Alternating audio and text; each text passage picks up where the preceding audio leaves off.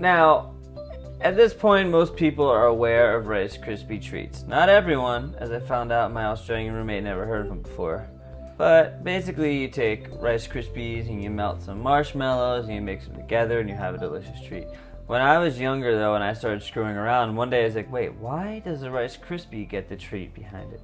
Can it be anything? So I started taking other cereals like Lucky Charms, and I'd mix in Gushers, and I mixed in M&Ms, and make these crazy Rice Krispie treat bars that were some of the best things you've ever tasted.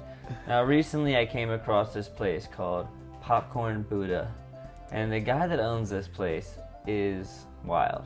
His philosophy on popcorn, I've never heard anyone so excited. I think 150 I would flavors. say he's probably the only one to have a philosophy on popcorn. I've never met someone with a philosophy on popcorn, but he's like taking it to the next level. All the things you can do. Literally has 150, if not more, flavors. You can go on the website Popcorn Buddha, and you can order. She ships all over the world. I will say he gave me the genius idea of using popcorn for a Rice Krispie treat.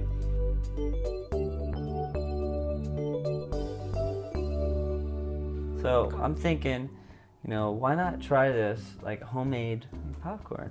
So all I did was I made homemade popcorn, which is very simple. You just take a pan, like a deep saucepan, and you put some oil in there and turn the heat up very high. Then you sprinkle in the popcorn kernels, enough to have about a layer worth on the bottom, maybe a little bit more if you're greedy like me. And then you put something over top. You can put a regular lid or you can use a mesh strainer. The wire strainer is going to help the air release so it doesn't get soggy, blah, blah, blah, science, food, it's a bunch of bullshit, I don't know.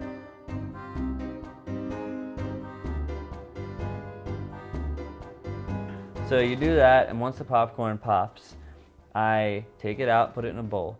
Then you take some marshmallows, you can cut them up, whatever, put them in the pan that you're using the popcorn for, and start to melt them. Now, before I add the butter or whatever I would normally add, oil, to this, I let them brown just a little bit. It just kind of helps the flavor get all excited and fancy and, have beautiful babies with itself. And then I add some coconut oil. You can add butter too, but, a couple tablespoons.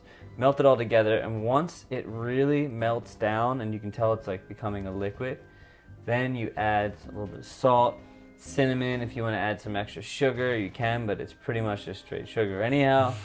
And then you add the popcorn back in. Not necessarily all of it, but just add enough till it feels like it's coated. You mix it all around. You pour it onto some parchment paper or into some kind of pan if you want to shape it. I don't even care about the shaping. I just pour it into a mound, start to push it down, and you have the best tasting cinnamon toast popcorn Rice Krispie treat experience that you'll ever have. And it will taste good when it cools down, but honestly, when it's still hot, you got it. If you're gonna make it homemade, you gotta try it warm. It's like people.